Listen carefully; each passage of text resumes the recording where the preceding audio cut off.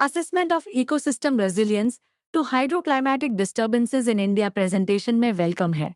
यह research Ashutosh Sharma et al ने की थी और 17 जुलाई 2017 को पब्लिश हुआ था। आज हम इस इम्पोर्टेंट वर्क के की फाइंडिंग्स और कॉन्ट्रीब्यूशंस एक्सप्लोर करेंगे। चलिए इस रिसर्च का प्रॉब्लम समझते हैं। यह रिसर्च इंडिया के टेरेस्ट्रियल इकोसिस्टम्स की हाइड्रोक्लाइमेटिक डिस्टर्बेंसेस, खासकर ड्रॉट्स के लिए रेजिलियंस असेस करती है। क्लाइमेट चेंज की वजह से पॉपुलेशन बढ़ रही है और ड्रॉट्स की फ्रीक्वेंसी और इंटेंसिटी भी बढ़ रही है। इसलिए फूड सिक्योरिटी और सस्टेनेबल इकोसिस्टम मैनेजमेंट के लिए इकोसिस्टम रेजिलियंस समझना बहुत जरूरी है। यह study terrestrial net primary productivity (NPP) के रिस्पांस को डिफरेंट स्केल्स पर हाइड्रोक्लाइमेटिक डिस्टर्बेंसेस के लिए एग्जामिन करता है। रिवर बेसिन्स, लैंड कवर्स और climate types. Ecosystem water use efficiency open parenthesis WUE close parenthesis, जिसे एनपीपी और इवापोट्रांसपिरेशन का रेशियो डिफाइन किया जाता है, इकोसिस्टम प्रोडक्टिविटी और रेजिलियंस का इंडिकेटर है। यह स्टडी सेंसिटिव रीजन्स आइडेंटिफाई करने और क्लाइमेट पॉलिसी मेकिंग और एडेप्टेशन मेजर्स के बारे में इन्फॉर्म करने के लिए है। स्टडी में 2000 टू 2014 के पीरियड के लिए terrestrial net primary productivity (NPP) MOD 17A3 और इवापोट्रांसपिरेशन ET MOD 16A3 के लिए satellite derived data moderate resolution imaging spectroradiometer MODIS से यूज किया गया है। इंडिया WRS रिपोर्ट के अकॉर्डिंग इंडिया के रिवर बेसिन्स डिफाइन किए गए हैं, जिसमें 22 मेजर बेसिन्स आते हैं। MCD 1-2Q1 डेटा से लैंड कवर क्लासिफिकेशन लिया गया और climate types Koppen Geiger classification पर बेस्ड थे। इंडियन मीटियोरोलॉजिकल डिपार्टमेंट IMD से meteorological data, specifically daily gridded rainfall open parenthesis IMD 4 close parenthesis acquire किया गया था। Ecosystem water use efficiency open parenthesis WUE close parenthesis pixel level पर NPPT के रूप में कंप्यूट की गई और फिर mean annual WUE open parenthesis WUM close parenthesis derive करने के लिए एनुअली एवरेज की गई। Dry steer open parenthesis WUE close parenthesis के दौरान WUE को WUM के साथ कंपेयर करके इकोसिस्टम रेजिलियंस एसेस की गई। Resilience index open parenthesis road close parenthesis WUED और WUM के रेशियो के हिसाब से कैलकुलेट किया गया था।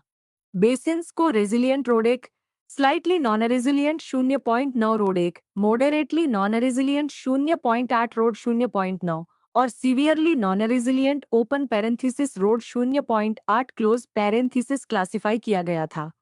यह analysis river basin, land cover और क्लाइमेट टाइप स्केल्स पर किया गया था, ताकि इकोसिस्टम रेजिलियंस डिटरमाइन करने में इन फैक्टर्स का इंटरप्ले समझ सके। रिवर बेसिन स्केल पर इंडिया में मीन एनुअल WUM में सिग्निफिकेंट डिफरेंसेस ऑब्जर्व किए गए।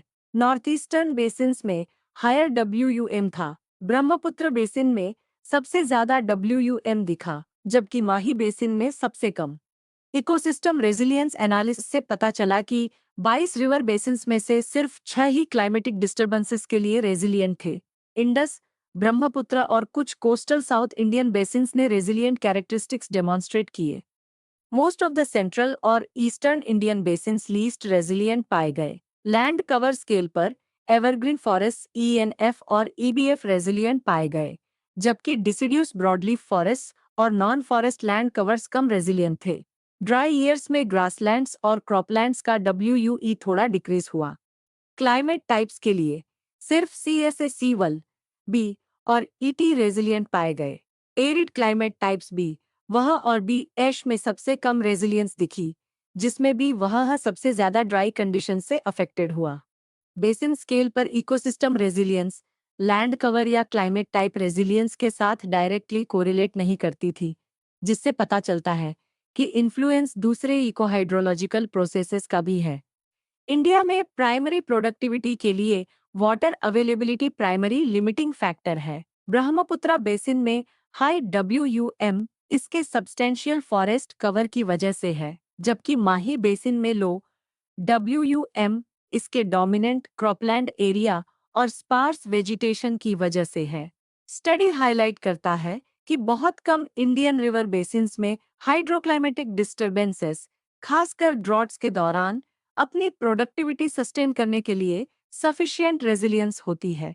एवरग्रीन फॉरेस्ट्स और कुछ टेम्परेट और पोलर क्लाइमेट टाइप्स की रेजिलियंस कुछ बेसिन्स में देखी गई रेजिलियंस की पार्शियल एक्सप्लेनेशंस देती है। लेकिन बेसिन स्केल रेजिलियंस और लैंड कवर या क्लाइमेट टाइप रेजिलियंस के बीच कंसिस्टेंट कोरिलेशन की कमी इको हाइड्रोलॉजिकल प्रोसेसेस की कॉम्प्लेक्सिटी को हाईलाइट करती है। गंगा बेसिन में एंथ्रोपोजेनिक प्रेशर्स जैसे फैक्टर्स भी इकोसिस्टम रेजिलियंस कम होने में कंट्रीब्यूट कर सकते हैं। कई इकोसिस्टम्स में वाटर लिमिटेड कंडीशंस को टॉलरेट करने की इनेबिलिटी का कार्बन सेक्वेस्ट्रेशन, एग्रीकल्चरल प्रोडक्शन और फूड सिक्योरिटी पर बहुत ज्यादा इम्पैक्ट पड़ता है।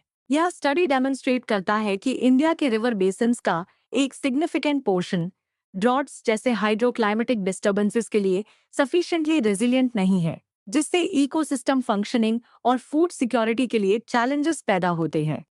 एवरग्रीन फॉरेस्ट्स और कुछ क्लाइमेट टाइप्स रेजिलियंस शो करते हैं, लेकिन ओवरऑल कई बेसिन्स की रेजिलियंस कॉम्प्रोमाइज्ड हो जाती है। ये findings targeted ecosystem management strategies और क्लाइमेट पॉलिसी इंटरवेंशंस की अर्जेंट नीड को हाईलाइट करते हैं, ताकि अडेप्टेशन मेजर्स इंप्रूव हो सके और एस्केलेटिंग हाइड्रोक्लाइमेटिक चैलेंजेस के बीच इंडिया के इकोसिस्टम्स की सस्टेनेबिलिटी इंश्योर हो सके। इन कॉम्प्लेक्स इंटरैक्शंस को गवर्न करने वाले इंट्रिकेट इकोहाइड्रोलॉजिकल प्रोसेसेस की फर्दर इन्वेस्टिगेशन रेकमेंड की जाती है।